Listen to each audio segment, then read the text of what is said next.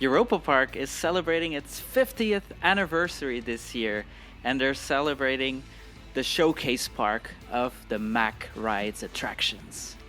So, did you know actually that Mack just launched a new flying theater concept? In fact, the flying theater may have been around for a little bit, but their flying theater that they recently installed at SeaWorld Orlando, quite small, fits in the Old Wild Arctic attraction, and we just rode it during a Password preview.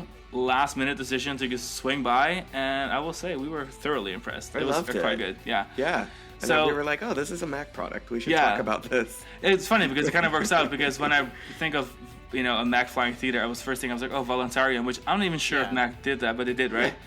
They collaborated with Brogent on that, So now I guess they introduced their own flying theater, which is an interesting system where you're almost sitting like back to back. So you have two gondolas, and then one gondola is loading and unloading, and then the other one is actively in the show, right? And then you move around, like, a full 180 flip, and then the next vehicle is in the show while the other one's unloading. And for this particular installation, it was a 2-floor version, so they had 2 floors of it. And then they actually built 2 theaters, so there's a total of 8 gondolas in a way. And they much seat higher 15 capacity. guests. Yeah, 15 guests. And there's no bad seat on it, which is really fun. Because I feel like with flying theaters, if you're on the edge, you might as well not ride. I was in seat 15, and not only was my view still really good in the theater, but I got to be on the outside for when it spins, so when it rotated, it was... He did the full swing coaster thing. And this particular one, we heard a couple people complain a bit about how it's all the same theme, but I actually prefer it like that. Not to call myself a flying theater snob, but we have ridden so many flying theaters, mostly in China, and I will say this is one of the better installations. It's small, yes, but the quality, everything is filmed, so it's not CGI. Everything is done by SeaWorld. SeaWorld or Mac Media? SeaWorld. I believe SeaWorld did it. They went out there and they actually used drones and shot a bunch of footage of animals and even went underwater. And so there's a scene towards the end where we ride underwater with the killer whales and the whales, and it's an awesome moment. I like when flying theaters have like a specific region or theme. I always loved that about soaring over California.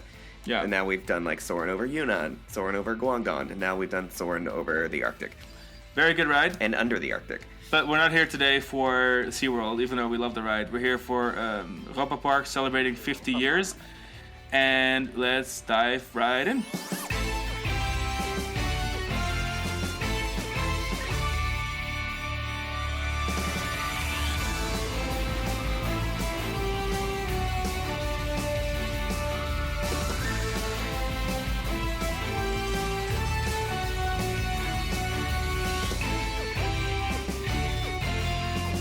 And a very good morning, good afternoon, good evening. My name is Sean. This is Alex.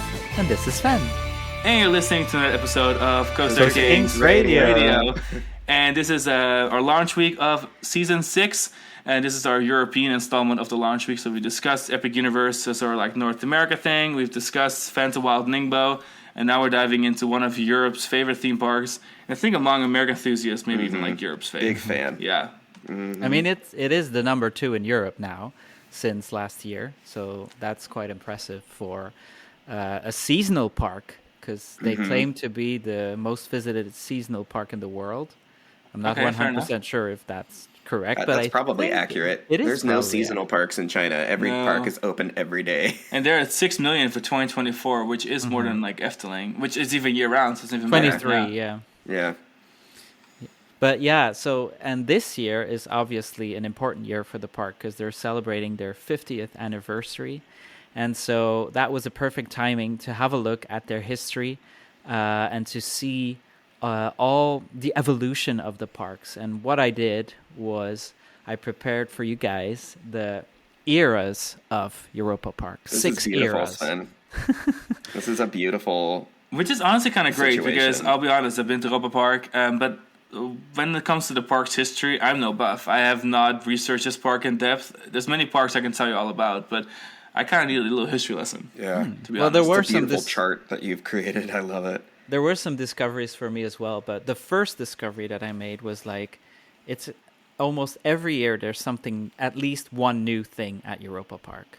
Especially in the latest years, you see that they invest in not only new attractions, but new themed areas, their hotels, the water park, the shows, and even maintaining the park. So like usually you have a map of the park and there's like 6 or 7 new elements. And even though some of them are smaller, I think they're still important, especially for such a well-known park and with a lot of returning guests.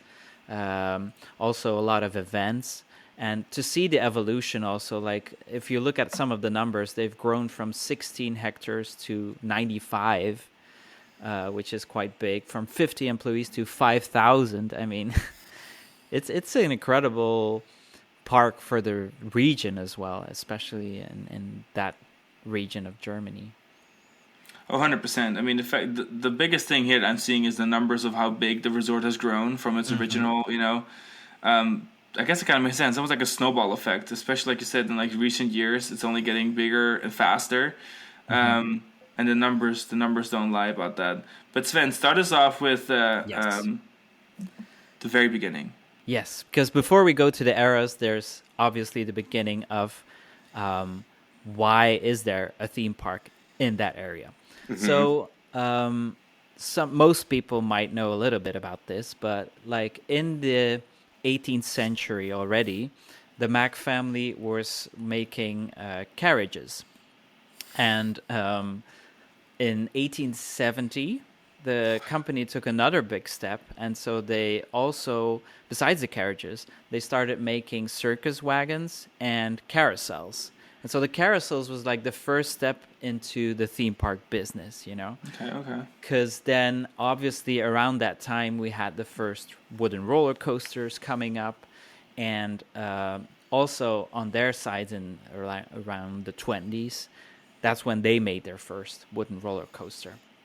And so you're really in that phase, the Mack family was evolving, like, okay, we're getting more into the theme park business, because at that time obviously you more had the side fairs, the pleasure beach, and but they also started making ghost trains. In 36 they even made the first attraction with a fuel engine, so they also dared to try new things and evolve along the way. And so what happened was in 1972, so you have Franz Mack and Ronald Mack, this Ronald Mack that we still know today, they went to the US. And in the US, they were like, well, it might be a good idea for us, like, to have a park where we can showcase our attractions.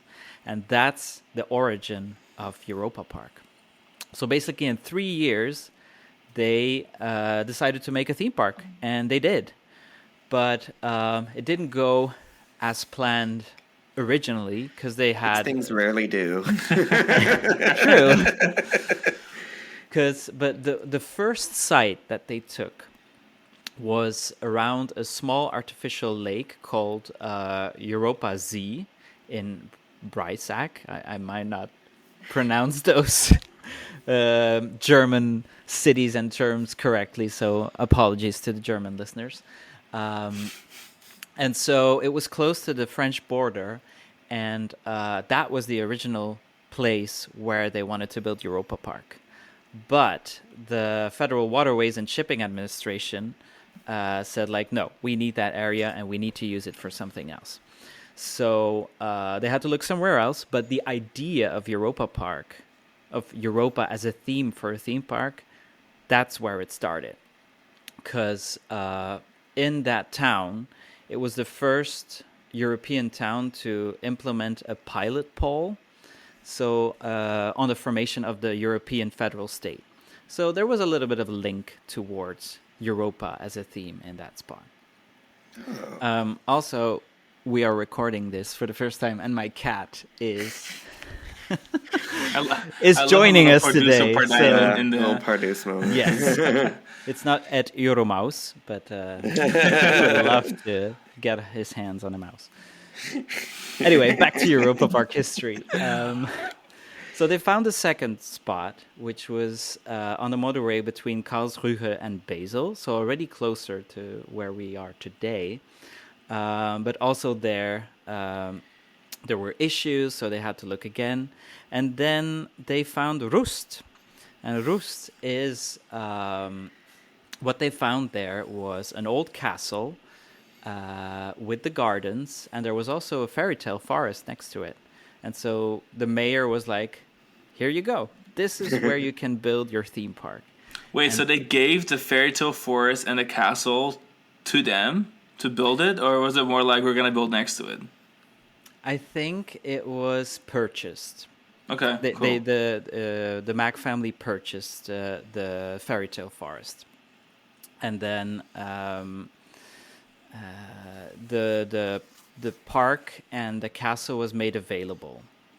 So it's a collaboration between the town and the Mack family that started Europa-Park in Rust, from my understanding. And so there we have the first era of Europa-Park, the early years. And so when we look at the first attractions that they had, so they had a monorail, they had a towboat ride, which is what we see today as Josefina's Kaiserliche Zauberreise in the Austrian area. I remember when it was the Jungle Cruise type ride. That's exactly, when I yeah. it. I think most people... I just love that how Europa-See was somehow the hard German word, and then he just blasts out this ride name. He's been practicing. I mean, yeah, I've heard those terms before. So the other one I didn't hear, the town I didn't hear it before, so that might be it. And so they also had a smaller monorail. They had the Silverstone Pist, which is like a kind of Autopia attraction. And that was a little bit the start. And so they added some other rides. There was a dolphin show that I didn't even know. Oh, of course. I feel like in that era, every park had a dolphin show. It was like every park you look up, it's like, okay. Yeah, of course they had dolphins Cedar Point, in the pool. Great Adventure, Magic Mountain, Hershey Park. Everyone. It was unescapable. Knott's Berry Farm. Yeah. Yeah, well, Europa-Park did too. Yeah, Europa-Park was right in there with them. Yeah. And so the type of attractions that you see that they added, so they added shows, they added like an old-timer attraction. Also transportation stuff, yeah. Yeah. And is it the old-timers that they have now still? Or did they move them? I presume. They might have renovated the attraction throughout the years, which is the case for most of the attractions that were started in the beginning. Because then, so 1975 was the start. 1978 is when they added the Tiroler Wildwasserbahn, so the log flume in the park. It's interesting how physically large the park already was that quickly, because like that log flume is all the way on the other side, and compared to like the Germany section of the park, that's now like the entrance plaza. To be fair, I didn't look this up beforehand, so I don't know if they moved it, for example. The entrance? Or the attraction in itself. Maybe.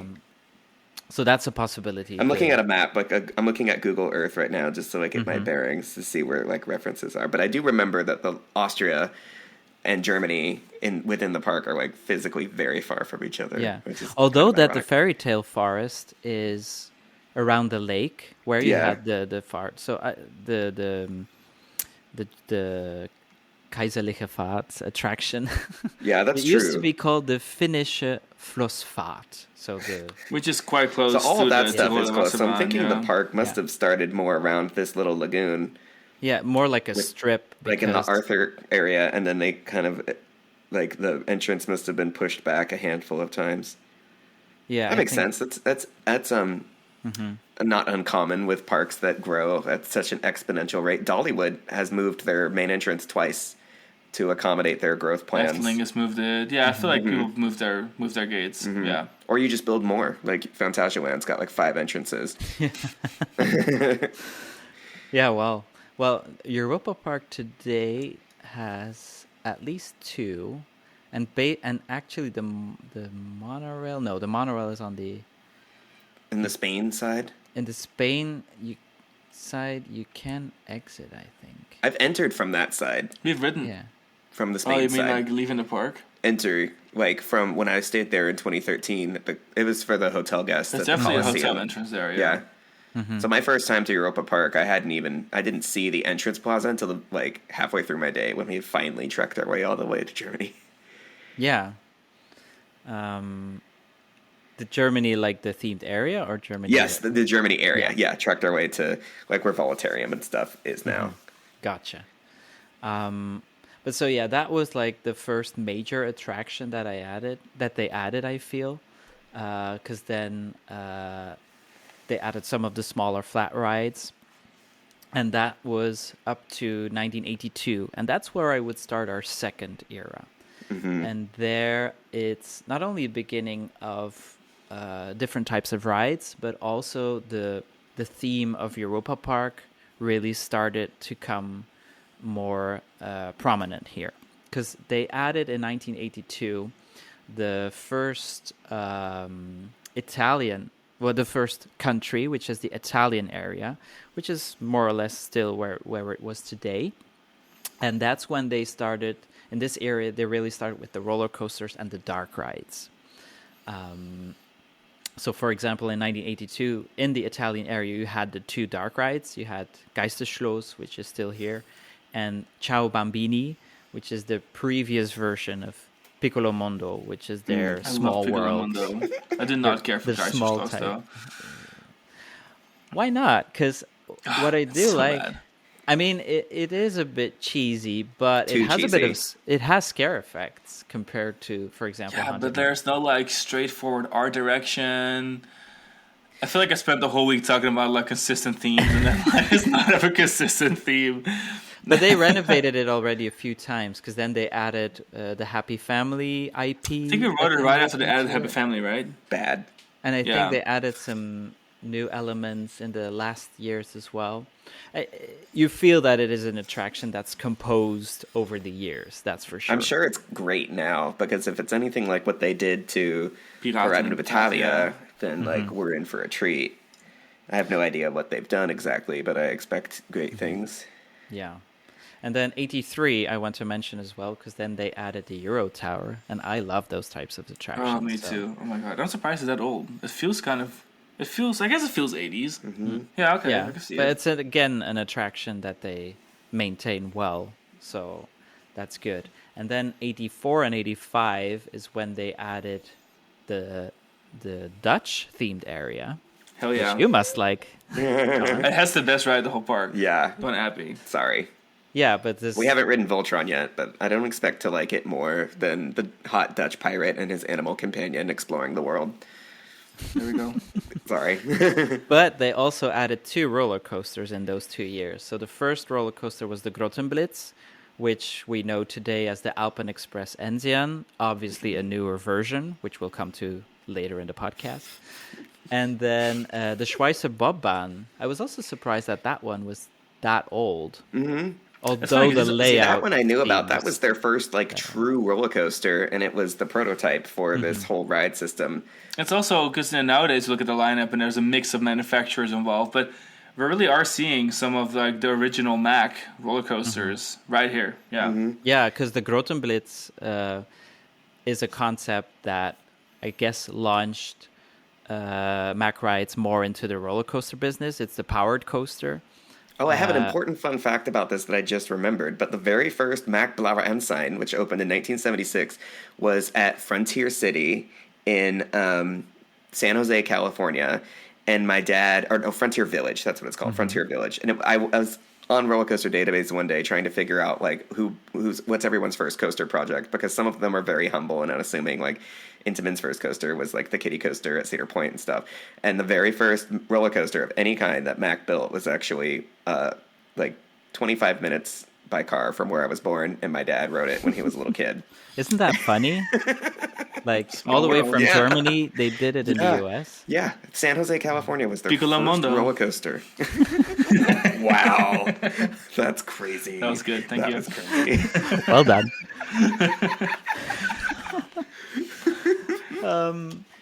But so yeah, obviously they had to have that one also in the park. And then in 1987, they completed the Dutch area with Piraten in Batavia, the OG attraction, OG dark ride. The OG. Yeah, it was good from what I remember. It was Fireball. hokey, but it was still cute.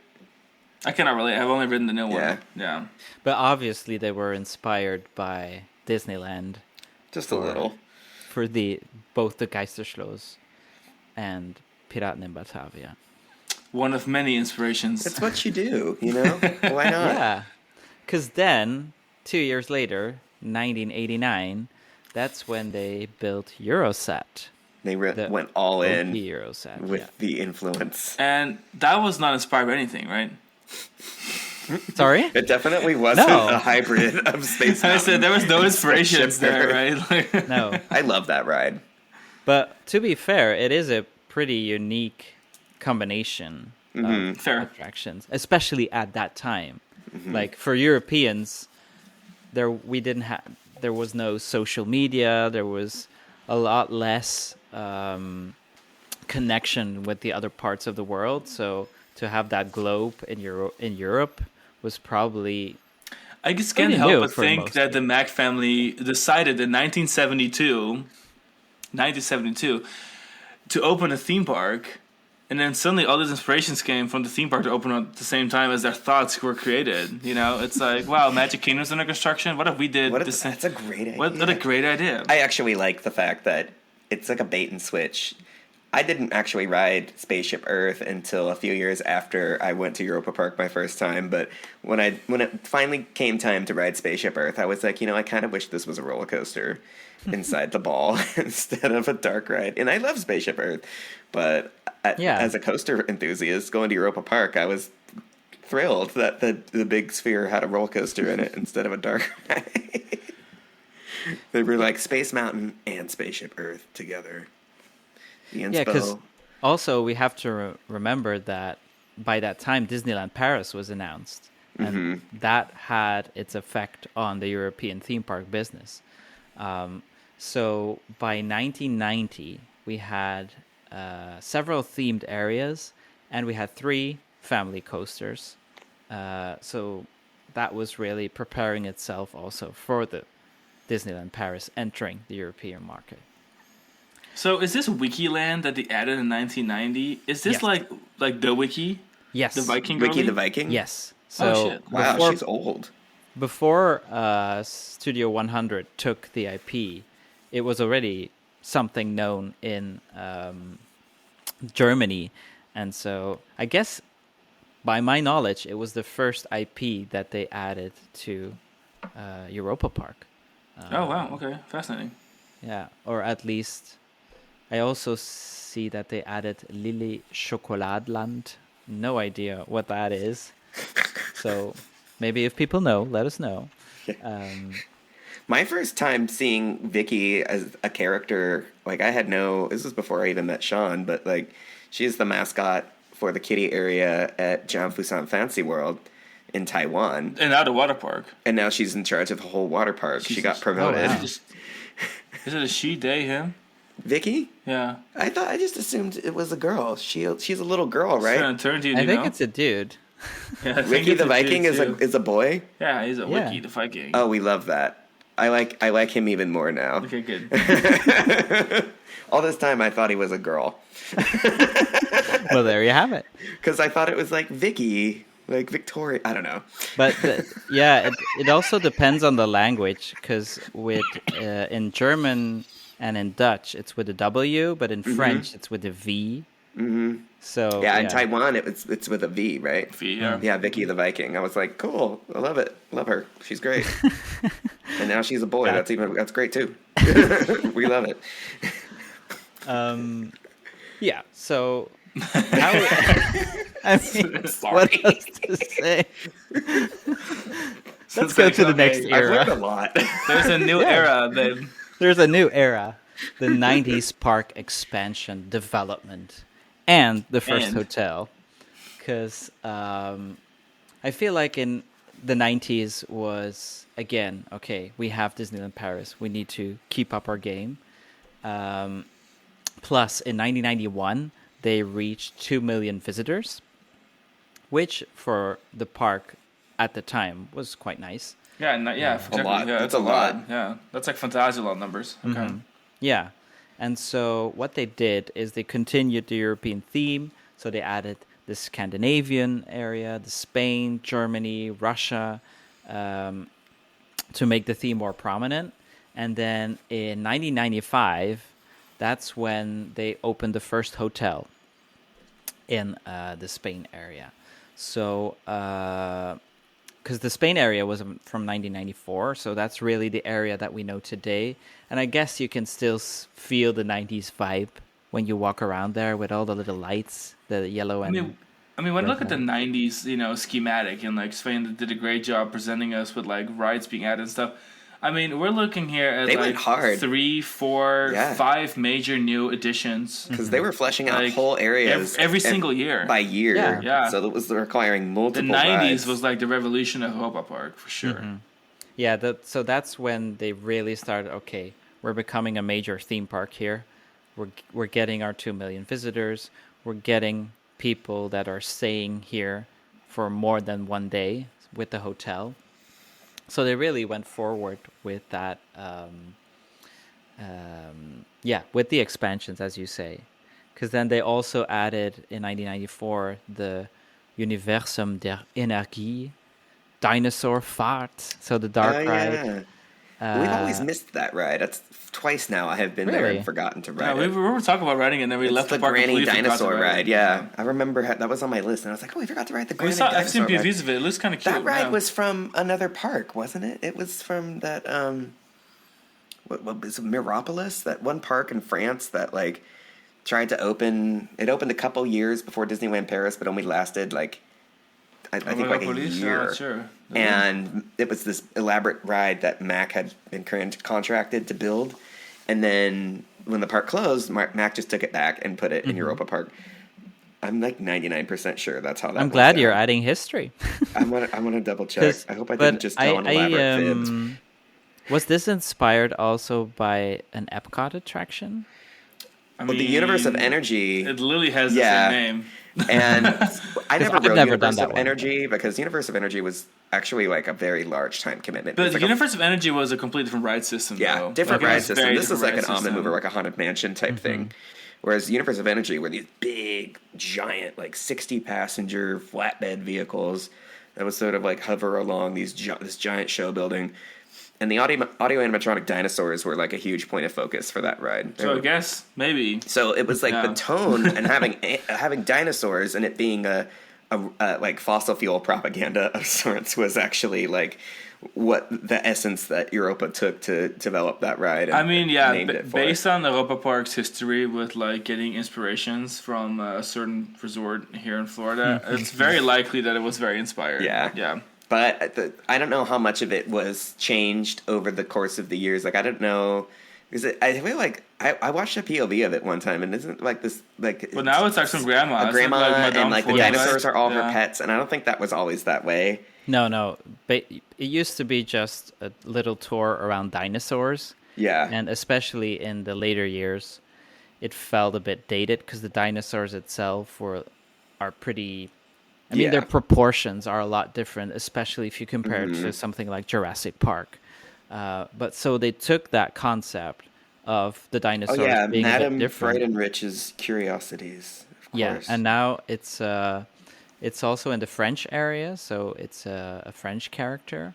I love it. And basically, they're preparing her birthday. If I'm, I think that's can't wait to ride more or this, less the concept. Because for all the times that I could have ridden it and didn't, now I'm like really eager to ride it. It's like unfinished business. Yes, you have to. And of all the times that I've been, there's never a queue. So it's like the perfect walk-on attraction, even when it's busy, and it's perfect for families. So I'm also noticing a trend here when I'm looking through the history here is like they had that Milka monorail, they had the Nivea Kinderland, they had like all sorts of the whole brand deal thing they were doing was also very Epcot and very Disney at the time, because that's exactly how Epcot stayed afloat. It's like, okay, we'll slap a sponsorship on this ride and that ride, and you know, it's something that's parallels. something that's still very active today. But as you see, it is part of the history. So it's good that you bring up that point. And then in 1997, that's when we got Euromir. Oh, I love Euromir. That was, I think, like a quantum leap for them, because that was at the time, like by far, in my opinion, like the most original thing that they had done. It still is one of the more unique things they've done. It was iconic, instantly iconic. I remember seeing a picture of it in a book when I was in elementary school and was like, that is just so stylish. That is so cool that they did that. And that was that's when like Europa-Park really arrived in my mind, is when Euromir opened. Yeah, because then by 1998, say they have 5 roller coasters, and 4 roller coasters. No, let's count that again. So we have the Grottenblitz, the Schweizer Bobbahn, Eurosat, and Euromir. Yeah, okay, but we have 5 dark rides, because in 1998 they added the still available attraction, the Schlittenfahrt with Schneeflocken. Is that the dark ride in Russia? Yes, it is. Yeah, I love that little dark ride. It's a cute ride. That's also when they added their 5th coaster. That's when Matterhorn Blitz opened, right? Yeah, the year after. 99. Oh, that was 99. 99, and that's when we start our next era. But that is like era 4, babe. Okay, sorry. Yeah, so we're now in the 4th era. And this is where the roller coasters are really becoming important for the park. Yeah. And where the park is growing to become a resort. Because already in 1999, with adding Matterhorn Blitz, they reached 3 million visitors. It's also when they had added the Hotel Castillo Alcazar, so the 2nd hotel. And so this is where it starts. Right before the millennium, the 3 million guests. And what they're going to do in this era, they do major expansions in all areas of the park. So on the themed areas get increased again, the roller coasters, the hotels. But as I mentioned, there's definitely a focus on the roller coaster. Because in 2002, we get Silver Star, the first B&M mega coaster, and at the time, the tallest and fastest coaster in Europe. Let's not forget that, sorry to interrupt you, Sven, but the 2000 edition Poseidon, that was quite the edition. A big deal. Because that is, still one of the biggest water coasters, has an incredible presence. It's like redefining the area within a ride, or the ride within an area. Of course, you kind of saw with the Bobbahn, like you can walk around it, it's like the food stands and stuff. And I still love that restaurant where you can sit, or like the little booth, you can sit inside over the helix, But then Poseidon, I still think if you look at photos of Poseidon, this looks so massive. I think that whole Greece area was like so elevated. It was like almost like the area was the ride. But yeah, and then Silver Star, I still can't believe it. When I looked up the other day, when we were preparing this episode, and I was already kind of working on some stuff, for this episode, and then I realized that it opened in 2002, and then like, well, it's actually kind of part of the first generation of B&M hypercoasters. Like it's one of the OG boys. Even though in my head I always kind of lumped it in with the next generation, it really is kind of part of the original generation, which is kind of wild that Europa-Park got that so early on. Yeah. Yeah, because all the other coasters were the Mack rides, so really showcasing their attractions. But this was the first time that they had a major attraction not made by them. I'm not entirely sure why, but I guess at that point they had this eagerness, I think, to build something that there was something they wanted for the park that they couldn't provide, they couldn't fulfill. All I can see here is the parallel with the opening of Walt Disney Studios, and let's face it, there is definitely like a competition, and they weren't going to be able to provide something like a B&M Hyper, because at that point B&M Hypers were the biggest and baddest coaster you could possibly install. So I think that's capacity, and I think that's why they went reliable with a B&M coaster, despite I just don't think they were ready to do something like that themselves. Obviously, they eventually were able to provide a hypercoaster product, but it took like a good 14 years. Yeah. And but yeah, that was a great choice for them. Yeah, and B&M was quite close to the park. 100%. Saves some still money is for sure. Yeah. But yeah, Silver Star really put the park on the map for the theme park enthusiasts. Even though Poseidon was already a major change as well, this is like, okay, American vibes, I guess, in Europe with And it's adding still a like coaster. that big boy. I mean, like, Oh, yeah, yeah. you can. Of course, Shambhala exists. Like, there's a couple of other big boys out there now, but it's still for the park. It's like you drive up from a distance or you stay at a hotel in the region, and all you see is like the Euro Tower and Silver Star. Like, those are the icons of the park, I think. Oh yeah, for sure. Although in a bit later in 2005, they also added Atlantica, which So is this is where I feel you can really sense that this is the showcase park. Yeah. Because after Poseidon, there wasn't much of a need. I was shocked. For I remember Atlantica. watching them build this, and I was like, they're building another water coaster. But Also, that now does it makes list. sense, because at the time I was like, I didn't get the difference. But one is like checking a roller coaster box more than the other. This was checking the shoot the shoot box. They're like, Yeah. we're relaunching the Spill Water ride, the shoot ride, using roller coaster hardware. And it works. I don't feel like it's unusual. Not only does it work, but several other parks have both of these rides. Not only did Mac launch this product line, they launched the idea that you could do a water coaster and a Super Splash in the same park, and they did not have enough overlap to cancel each other That's out. where it really paid off. Yeah. Yeah. Case in point, Chimong Ocean Kingdom. Yeah. They only Yeah. have 3 roller coasters, and 2 of them are water coasters from Mac, and they're perfect. Now, I also want to return a few years because in 2001 to 2002, it was the first winter season in a European theme park that they did. I didn't know that. I knew about Halloween being a thing, but I guess they were like, no, we're taking winter as the season to open up our park. So was this before Winter Efteling? I think so, yeah. Oh, wow, okay. Yeah. Fascinating. And then in 2002, what they also did, they started Mac Media. And as enthusiasts, that might not sound something exciting, but it was like the first sign like, okay, the park wants to expand out of its borders. And so it was the Mac Media. I feel like the focus of that is to bring the park to people's homes so that they get excited to visit the park as well. And over the years, you'll see that innovating and everything media related becomes more and more important for the park. I mean, they have their own streaming service. It was now. a smart thing for them to do, and it was the right time, because during like the early 90s, Disney was having their renaissance, and they spent they spent the whole of the 90s demonstrating why having a theme park and having media together can reflexively Like sell each other. Yeah. You can use one to sell the other and vice versa.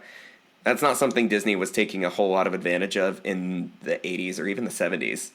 It was a lot more like, we're doing theme parks and theme park stuff. That's why, like, when you think of Epcot, there's not a lot of franchises there, because Disney was not launching a lot of franchises in the 80s. And in the 90s and the 2000s, things changed a lot, and it makes sense that a company like Europa saw what Disney was doing in the 90s. It was like, we should do that too. That's a good idea. Yeah, so by 2008, the park had 8 roller coasters because they added Pegasus also. That's a cute ride. It is, and it's just a hiding fun back ride. there. It's Yeah. so good. And so all of them made by Mac except Silver Star. Plus, by that time, they have 4 hotels and a tipi village. So like the camping ground. So they focus also on business, which is an important stream of income, because I saw this on the website. They already by then they had 1,300 business events a year, which that's is a lot. also Wow. that brings in the money, you know. That's exactly how Fantasyland performs so well. Exactly. Because Fantasyland's whole business model, everyone's like, how can you do all this off of 2 million visitors? You can't. The whole thing is Fantasyland is building all these crazy rides in crazy areas and like highly themed, immersive lands. Is that they have an incredible business model where they just sell a bunch of special event space, organize a bunch of special events, business meetings, conferences, whatever, and then pour that money straight into the theme park. And that's how you get stuff like Fly and Taron and Black Mamba and Chiapas all relatively close together, despite only having 2 million visitors a year.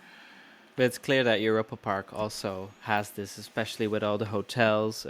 I mean, they have the event areas. You can do weddings at the park. There's so much options there. And so by 2008, they have 4 million visitors. And so what's It's next? kind of nice. I feel like every 10 years there's like an extra million add-on to it. Except then it starts snowballing, like Trucking right we along. discussed. Oh, yeah. Mm-hmm. Because then what's next is the fifth era. And that's where you really see that the parks is becoming a full-grown theme park resort. Because what is opening in 2009? Blue Fire. Blue Fire. Yeah, so this is where Mack Rides really wanted to showcase, okay, we can do more than just the family coasters now. We can step it up, and we can create a thrilling coaster. It's the first of its kind, but although... I still think it may be the best, though. It's a thrilling... Because it's so nicely landscaped. We just rode one in Yunnan, and it's my it's second favorite, yeah. They did a beautiful job with it there. You could tell... Colorful Yunnan Paradise, you could tell they looked very closely at Europa Park when it came to like some of the things that they did, because they've got the Super Splash, they've got the Blue Fire clone, and they're all so beautifully situated thematically. There's a lot of care in there. A lot of the Blue Fire clones don't have anything underneath them. This is one of the few Blue Fire clones besides the original that actually is themed and landscaped throughout. It's a great ride. It's a great ride even when there's nothing going on underneath, but obviously it's a much better ride when it's applied the same way that Europa applied with the original one. Yeah, so you can see that even though Europa Park clearly inspired itself by Disney, now other parks are inspiring itself by Europa Park. Yeah. No, I definitely think there was definitely a shift. Hugely influential. I think the shift was kind of, I want to say like the millennium. For me, the shift was Euromir. That was like a huge line in the right sand before the millennium, for me mentally, from when Europa stopped feeling like they were being inspired by Disney and started having like really compelling original ideas and doing just some crazy stuff like with the water coasters. Also, and stuff. once Disney in Paris opened, you could no longer be inspired by Disney. Yeah. You know, like at that point, it was like, all right, so like I feel like there was like a flip of a switch. Like Disney in Paris opened, 92, shift gears, and now it's a lot more original stuff in the way they were like pushed to do that, and it paid off. Mm-hmm. And also, besides that, for this new era, let's say, because it clearly feels that, okay, they're stepping up again. Not only because of the thrilling coaster, but the Iceland area, the theming level also went up. Because Europa Park still sometimes feels a bit cheesy, especially in the older areas. But this was like the first area where like, okay, this is really... This is like when they really went hard on world building. Mm-hmm. Landscaping, world building, yeah. Mm-hmm. For sure. Because... the Iceland area was finished more in 2012 when we had Wodan that got added as well. It's so funny because Iceland really is that boy, because that has Iceland Wodan is so massive. and the Blue Fire. I mean, the two big boy new and coasters and the Splash Battle were all in one beautiful land with a beautiful entrance. Like you have to leave, the Scandinavia area, and then you walk through those, what do they call them, grottos, I guess, the tunnels, and then you enter Iceland. Yeah, it's cool stuff. I love how like Scandinavia is like the same size, but it represents 4 countries, and Iceland is this massive area for the one country.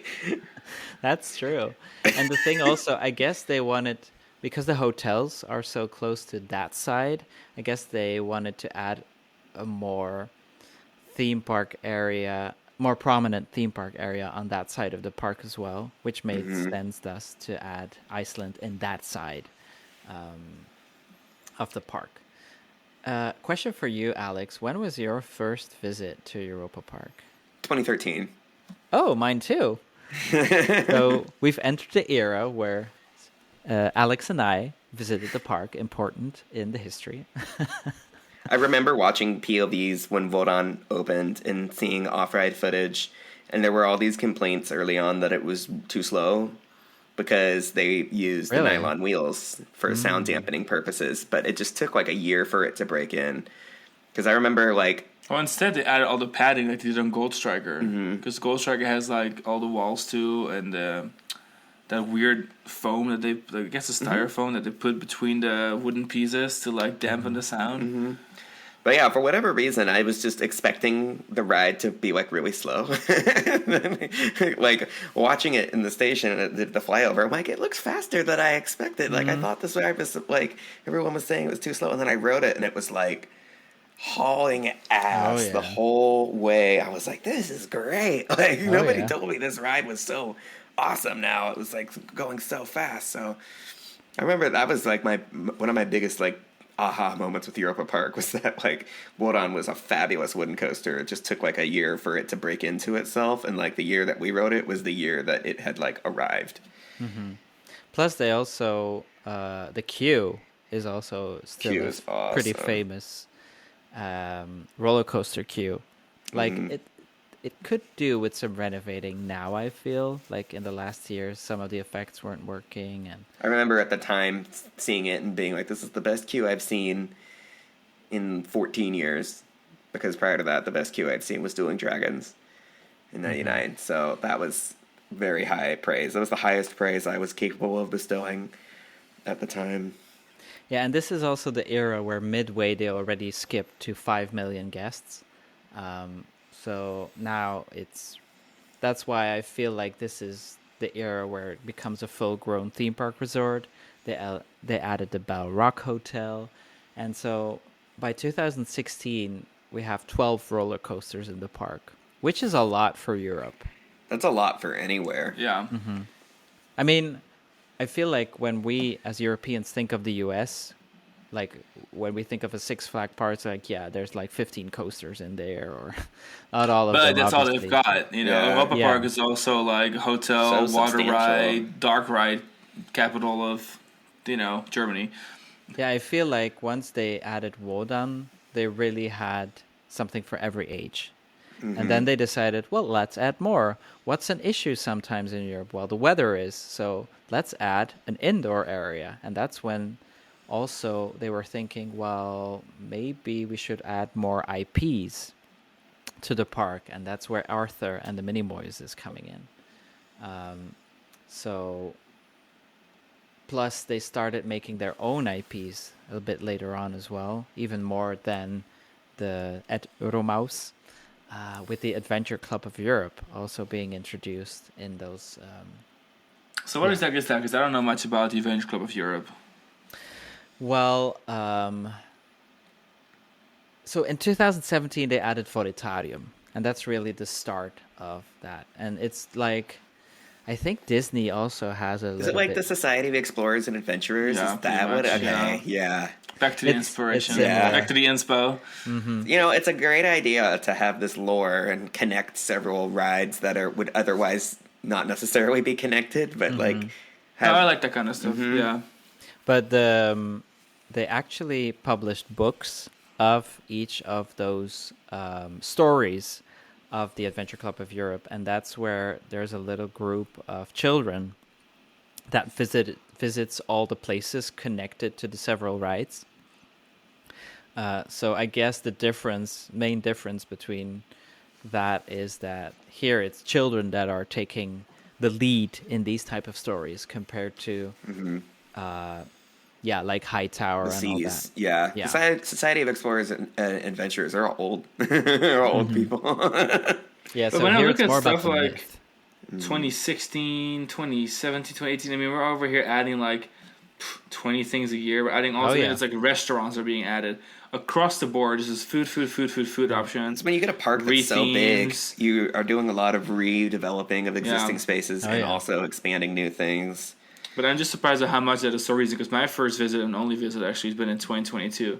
And so seeing how much of what I have experienced be between you guys' first visit and my first visit, I mean, there's like literally over 100 new things between like restaurants and like small stuff, of course, that's been like added and changed. And I just love how much the park physically gets larger. Usually a park typically from its formative eras, you usually reach a plateau where like a park can only be so big and can only sustain a certain amount of growth in its size for so long before the park is so massive and you have so many balls in the air, you can only do so much, and it becomes a lot of redeveloping areas and expanding areas. And you have parks like Heide Park is a good example, where that park got so massive at one point and now it's too big, and there's whole sections of the park that are closed. That's also because its popularity is not nearly what Europa-Park's popularity is. So it's amazing that a park like Europa-Park for 50 years has consistently physically gotten larger. They're not just expanding and like replacing existing stuff, but like with Arthur, I love looking at Arthur from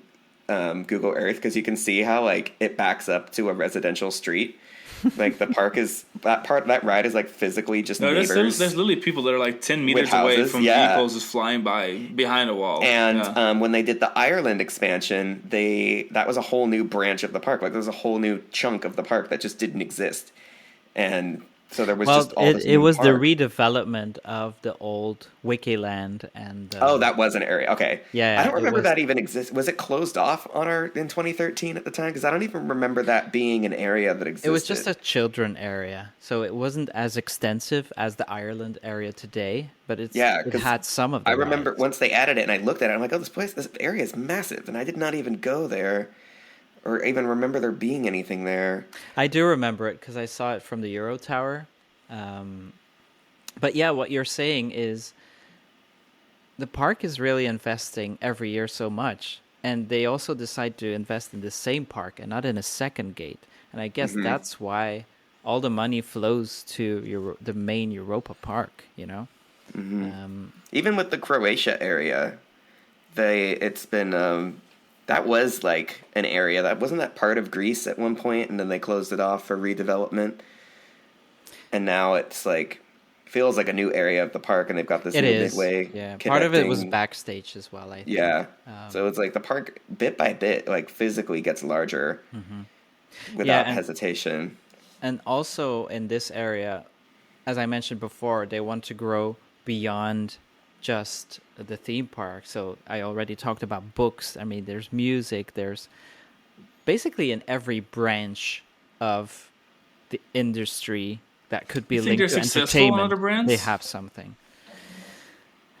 It's hard to tell because it might be that in Germany it works, but maybe not outside of the German borders. You know? Yeah, because I remember they had like VJoy. I think is that their version of YouTube or something, or is that's that their streaming? Yeah, and I guess they had some other thing that was their version of YouTube. I can't remember what it was, but they have the liberty of trying things out and just going seeing for it, and they really dare to do that because they're used to it. You know, they like already in 1972 they dared to start this park out of nothing and build it in the middle of nowhere and just rely on the quality of the product to attract people. Plus, then they also added in Bell Rock, they opened the Michelin star restaurant. So you see that they really want to appeal to basically everyone. Like that was like the brand new thing for 2013 was Bell Rock. Or 2012, but was it 2012 when it opened? I believe I read that. Yeah, 2012 was Hotel Bell Rock. Yes, 2012. Okay. Yeah. I just remember it was brand new. Still brand new anyway, and they were very excited to show it. I was there with Ace, and they were very excited. They took us on a walking tour of Bell Rock because they wanted us to see it because it's American themed. Yeah, 2013 was a little bit less new attractions, but for example, they added the Europa-Park Comfortainment Center. And so that's another thing. Like, I mean, doing a new hotel and an e-ticket marquee roller coaster in the same year for 2012. That's why I thought maybe the hotel was 2013 and I was misremembering. But yeah, they do so much. And then, so I closed this area in after 2018 because then by now they have 13 roller coasters. They have a lot. Voletarium in 2017, which is another attraction to shift their crowd a little bit because this one is at the entrance, you know. Plus, it had a kind of return ticket system. I think that was the first one as well to make sure that people come back to the main entrance of the park. Because it's so dead there during the day. Oh my god. Even when we went in 2022, because we went to ride the monorail or whatever, and we got off of it there, and it looked like some random German street in some random German town where there's nothing going on. It's like if you think of a theme park as like a bunch of arteries, and you have to like manipulate it just so to get the blood flowing through every corridor, so that your corners of the park aren't dying. Yeah, and especially a park this huge. Yeah. And then 2019, that's actually the end of this area. That's the addition of, I guess, their second gate, Rulantica. So the In first addition time, of my second favorite dark ride, Snorri-Touren. Thank you very much. Great ride. I do love that ride. yeah, that I was so surprised that they added that dark ride because, I mean, who knew that there was place for that underneath that tower? You know. I still don't know where the French Grandma Dinosaur ride is. That's underneath Euro. It's underneath Eurosat. Eurosat. It's in the basement of Euros. Of course it is. Yeah. Like I wouldn't know. Inside in the basement. Yeah. It's so dinosaurs in the basement. Why not?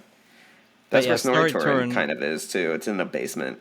I feel Snorri-Touren also happened because what happened in 2018, the first big fire in Europa. Yeah. I guess we have to mention that one. I think they redeveloped, like they Part of the building became reconfigured the Piraten of Batavia to building accommodate Snorri-Touren.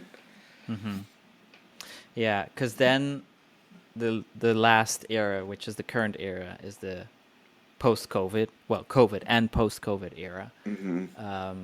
Because we're getting to a park where it's pretty mature now, you know? Yeah. Like, there's 13 roller coasters, there's, I think, 7 or 8 dark rides.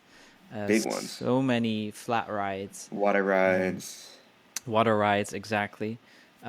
So what they do is, even during COVID, I mean, they get around 2.75 million guests in 2020 or in 2021, like each year, which is decent, knowing what everything that was going on. Like, they also started expanding the opening hours of the park, like, or the opening days, I guess. Because Hallowinter was introduced, so normally it was closed between Halloween and winter, but now they're like, okay, we'll just mix them up. Typically Europa-Park, if you ask me. But smart, you know. I think it still needs to grow a little bit, because for enthusiasts, it's a perfect time to go. Because it's so quiet. Yeah, and Where should go? But also Rulantica is still there too. But it's usually when there's 2 weeks closure in Rulantica, so you need to look at the calendar. Plan around it. Because obviously that park needs a little bit of updating as well.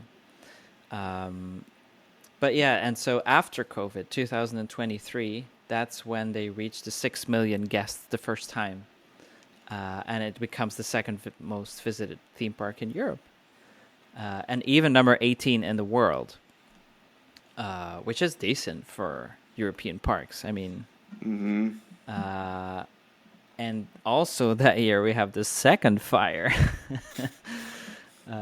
So I guess that's sus. We're in the fire era. Sus. We're a little bit in a warm area inhalation era. Oh yeah, of Europa-Park. But one issue that they do have because of COVID is, like many other parks, is an employment issue. Because I remember them saying, like, it's one of the reasons why we're not expanding with hotels, because we cannot find the staff for staff them. Yeah. Oh, interesting. Okay. Yeah. But obviously we're a bit past that, and then now 2024, like, if you look at the lineup that they have, what were they still missing? And okay, it's like another major thrill coaster, and that's how they added Voltron and a new Croatia area to the park just last year in 2024. Definitely the most intense coaster of the park. Yeah, I need to go ride that. Sven, give us a rundown on the ride. Give us some Voltron appreciation. Well, there's obviously spoilers, but already in the queue, they added some elements like, okay, this is Europa-Park, look what we can do. And like in the main building, they have the Tesla coils on top of the ceiling. Which they're like real ones, right? They are real one, and from That's time scary. to time, they play the theme song of the attraction. Okay. It's super loud, but it's quite a fun experience to see. So the Tesla coils are like making a musical score? Yes. Wow, that's creepy. Okay, Yeah. Because like it made me think of the Sorcerer Apprentice movie by Disney, where they also use the Tesla coils for the music, and I thought that was just something fictional, but I guess it's real. I'm not an expert in that type of science, so it's funny that they did the Tesla coil thing. I mean, it's so smart, but you know what? Who else had a Tesla coil on their ride was Epcot when Maelstrom opened at the splashdown effect. That was one of the big focal points for the ride, was this giant Tesla coil. No idea. It didn't last.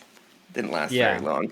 I don't think it would be fair to say that was something that was inspired by Epcot. It is a funny coincidence that I can think of two amusement parks that have ever employed Tesla coils, and it's Europa-Park and Epcot. Well, this area and the attraction itself, I feel this is a very unique theme. Like, this is not looking at other parks from what I think. I mean, some of the elements in the coaster are quite unique as well, like the upward launch. And then right before the launch, you have the drop effect that's in place as well. It's like it has this track piece that bounce up and down. Yeah. But I will say I didn't love the way they announced it with Voltron, Naverna, powered by Rimac, whatever, and it's alright. So now we have two sponsors. That's why you remember it's Europa-Park because of the sponsorships. I mean, even for Wodan, there's a jeans sponsor for Wodan. It's like, okay then, and Blue Fire has a sort of sponsor too. I guess they're all sponsored. Yeah, Blue Fire used to the announcement for Voltron though was so cringy to me. It was too much. And they're introducing themselves, and it's like. It's typical the Europa-Park and Meg family megalomaniacal, self-induced, indulgent fame. It's guys, like king in his mind kind of stuff. Well, to be fair, if you look at everything they've created from in 1972 until up to now, it is very impressive what they did. It is very impressive. There are ways to express that. Thank you. Yeah. So, yes. Dolly can do it all without being pretentious. Dolly Parton. And I mean, even in Piraten in Batavia, you can find the animatronic of Ronald Mack. I know, actually, it was yesterday years old. We just found out about yesterday that. We discussed it with and we were like, that is so par for the course for the Mack family. And I was like, oh, that guy? Of course. Yeah, that's wild. Of course he put himself in the ride. He thinks he's Walt Disney. I guess there's worse things to think about yourself. There's worse people to emulate. And again, on a personal level, what I've come to realize is that since 2020, I've visited the resort every year. So I guess there's always Park early now. But I feel like there's always a draw for me to go, and it's really become an important, icon. Yeah, really, I do need to go Europa. Back soon. Didn't they just put a shooting dark ride in that Carousel of Progress type building that they had? I'm going to miss the horrible Carousel of Progress show that was trying to sell us school books and things. It was like a big Europa Mac Media commercial where there's no exit because once the carousel starts spinning, you can't leave. So trapped in a 20-minute infomercial. But it's also the marketing that they do. Like when Rulantica opened, they had a musical. They had in the Historama attraction, it was all about Rulantica. Historama, yes. Yeah, we did that thing where it was You had the Snorri IP, the Dark Ride. I mean, it's... If you didn't see that there was a water park, then I don't know what planet you're from. It certainly wasn't Mac. If you didn't know Rulantica was happening, it certainly wasn't Mac's fault. Like they moved heaven and earth to let everyone know. What freaking rock do you live under? Yeah, Bell Rock. Okay. But you're right. So the Bell Rock. So the newest attraction for this year is the Grand Prix Adventure. Okay, so I've only seen horrible things about that. I feel like they said we need to open it, but it's not ready. That's what I hear from. Wow. It makes me think of there's a theme park here that's happening. In Orlando that we just visited a couple times. What's it called? I think it starts with the E as well. Is it Epic Universe? We didn't I guess it's an E thing. I can't believe that. Oh my god. Wow. Talk about inspo. There's some Mac products there too. There are some McFarlanes there. Some True. pretty neat ones. True. Yeah, Both of I which was are close to their surprised. Both of which we did not ride yesterday. But today, May 8th, both are closed. they're both for closed today, previews. too. Werewolf and Stardust are not operating today, closed all day. It's But like is the Max advertised. Splash Battle open? Is Fire Drill open? I don't care to find out. I was about to, but I was about to say I was surprised that there was not a splash battle in Orlando for so long. Yeah. Right. Well, Legoland has one, which is Okay. close. It doesn't quite. I'd always thought that too. I thought like it was inevitable that a splash battle would happen.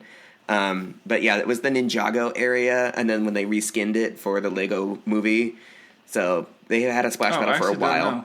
And then we wrote it. We wrote it when we did the media event for the Flying Theater. Oh, This is, like- yes, we told you about it. Yeah, Yes, this was there's a like splash 6 battle years there, ago. Yes, A lot's happened since then. yes there's one there. But yes, so the Orlando hasn't had a splash battle until just now, but the Central Florida did have one, Okay. which was at Legoland. Gotcha.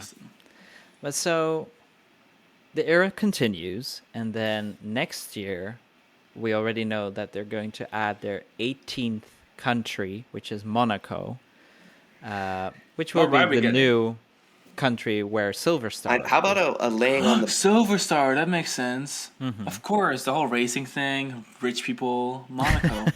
Yeah. Yeah, so that will be the 18th country. So when I what think of Monaco, feel I like- think of like going to the beach. Like, is there going to be like a Dude, the racing? laying on the It's beach mostly the naked with a racing. cocktail ride? It's all racing. I think you're in the wrong Monaco.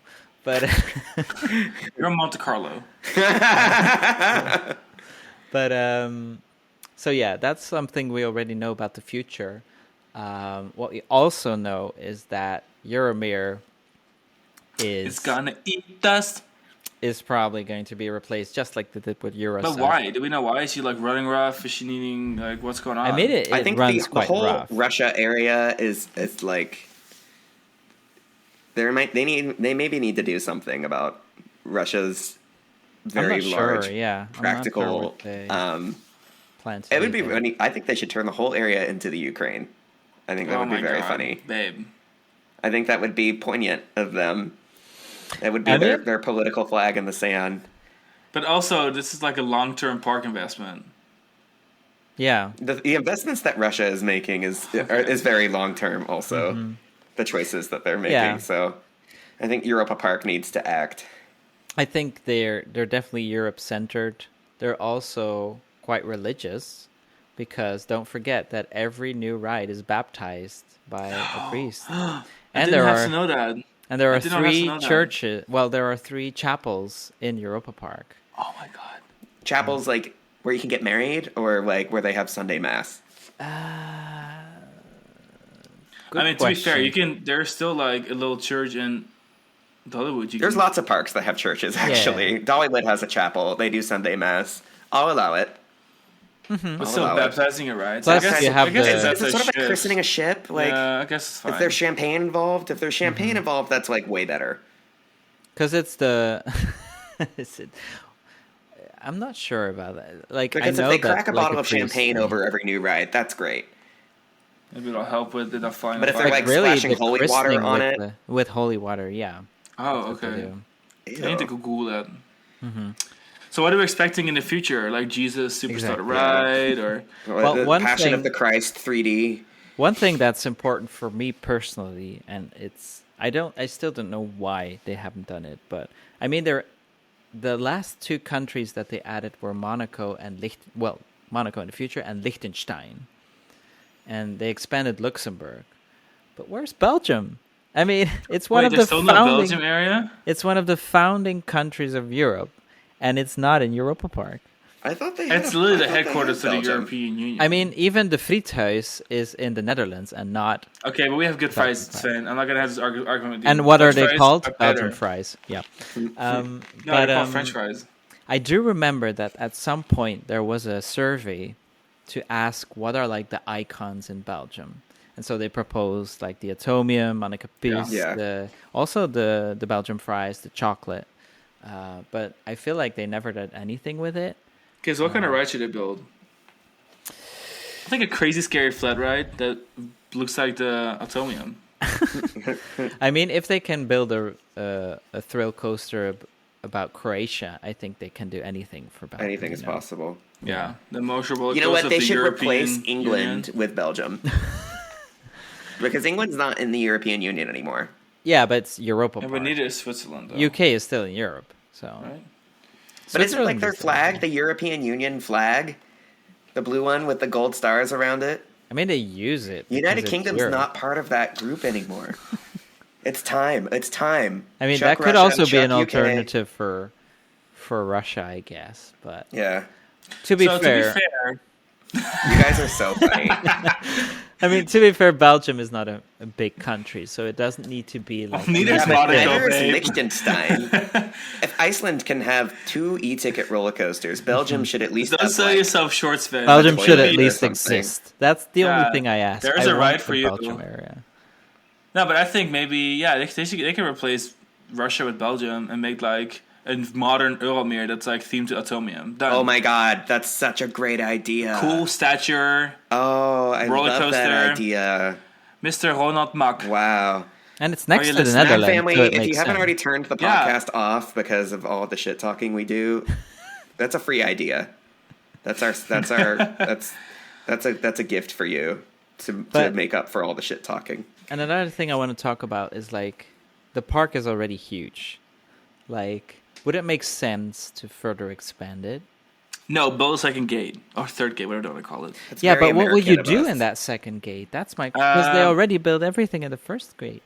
It should be a Asia fantasy Park. world park or Asia Park. That's cool too. Everything is themed Asia. Yeah, there's plenty God, could you to imagine? discover. Oh, Asia Park. I would million cultures. die. Oh, I would. Oh my god. But don't forget that another new thing this year is that they're renewing the Western Village, I guess. So they're bringing a little bit more US also. Yeah, but America Park is not into fun. the- They have, I think they do the guess they got references Bell to Rock the already. US. Yeah, Yeah. Bell Rock is. Well, they said that Bell Rock works because it's New England. Mm-hmm. It's like related to the colonization of the Americas, and like when Yeah. England was when England was part of when the colonies were still part of England. So therefore, it's like a callback to when that I don't know. They had Kind some of cheap excuse. It's the same stuff as like British Gardens Europe having a Canada area. Yes, literally. That is exactly. Mm-hmm. And you know what? That's fine.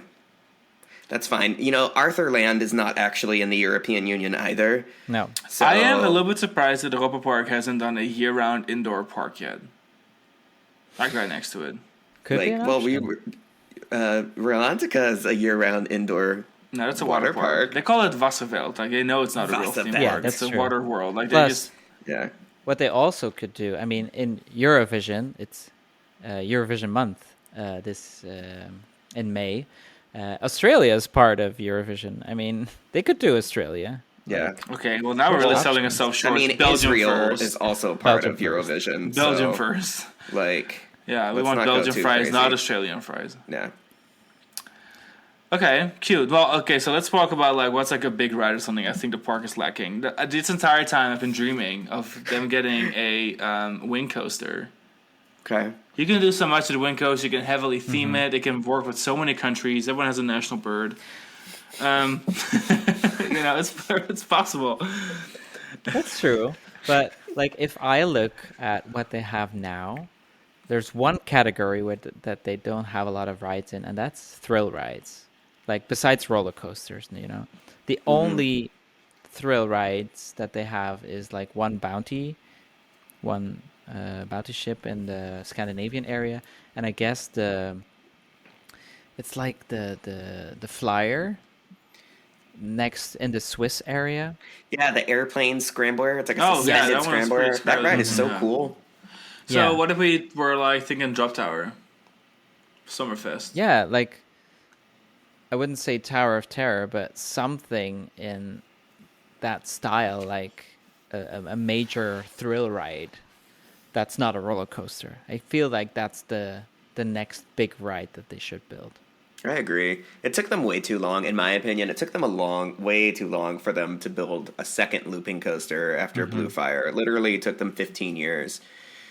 to do another looper, to do another ride that turns you upside down. It's like, it's like family rides are great, and I like a lot of what Europa-Park does, but I don't want to wait another 15 years for the next like thrilling roller coaster at that park, or thrilling ride of any kind. It's not like they built a lot of thrill rides in between those two. That's like, that's it. Those are the thrill rides.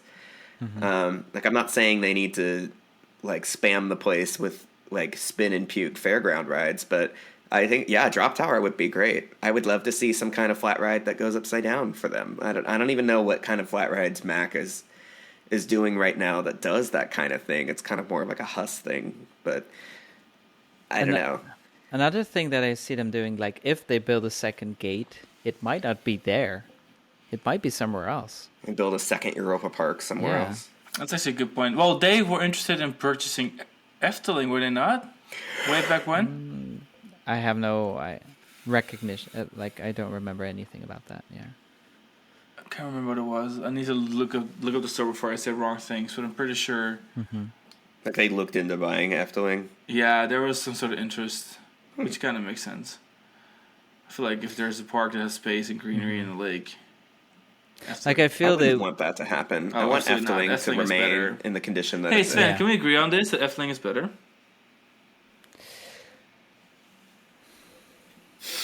Like, for me, when I think of Europa-Park, it's my favorite resort in Europe. Like, that's the place where I want to go for, like, a vacation for a few days. And it's not all about the theme park. Like, the food is also a reason to go to Europa-Park. Okay. Also with Rolantica now, we've been there twice and spent the whole day there just because we want to relax. We want to enjoy our time. Like, I feel like being in that resort is just taking me away, unlike the other ones. Because Phantasialand is one of my favorite theme parks in Europe, but it's still a short visit, Like, it's even if you sleep in the hotel, like it's okay. You're spending the night there, and then you do a little bit of the park, and you go further. But for Europa-Park, like, it's almost impossible to do everything on one day. Especially definitely. If you want to do all the coasters, all the dark rides, and it really has to be a calm day. Even though another thing that Europa-Park excels in compared to a lot of other parks is the operations. Like, it can be busy there, but you could still have a great time because we did one day there in 2022, and it was decently busy, but the operations are on fire. And we rode every single ride pretty much, except for maybe like the swinging ship and then the grandma dinosaur ride, because we actually completely intend on riding it and then completely forgot about it, because it is pretty well hidden. That's not a lie. And then we rewrote some stuff. So like, we had a very successful run, but it was like, we showed up an hour before opening. It was like balls to the wall, like crazy, like strategizing what to do. And thank God the operations are great, because there's many other resorts in Europe, especially PortAventura, that would have like a similar scope and maybe lineup, and it's impossible to do any of that. So kudos to Europa-Park for the operations. I feel like they're but that type ahead. of visit to Europa-Park is not what I would do. Like, now, no, I know. I take my time, and that's enjoyable there, especially when the weather is nice. Like, just doing strolls around the hotels when the park is closed, and going to the bars there. And Colosseo is just such a unique hotel also compared to the other ones.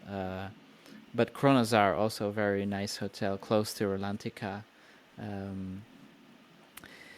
They have Adrenaline now. They have Yolby. So Yolby is like the VR attraction. Adrenaline is a dark ride restaurant. Yeah. And apparently it sells very well, but it's something like it only works in Europa-Park. Like, because it really is kind of a big mix of stuff. Yeah. Kind of reminds me of that dinner theater thing that Phantasialand does. That's like offered year round, even though the park is seasonal because it has such high demand. I forget what it's called. You know what I'm talking about, right? Yeah, I know what you're talking about. Fantissima. Fantissima. Yeah. But so, is it better than Efteling? Is Efteling better? For me personally, yes. Just because I feel Efteling is more cohesive.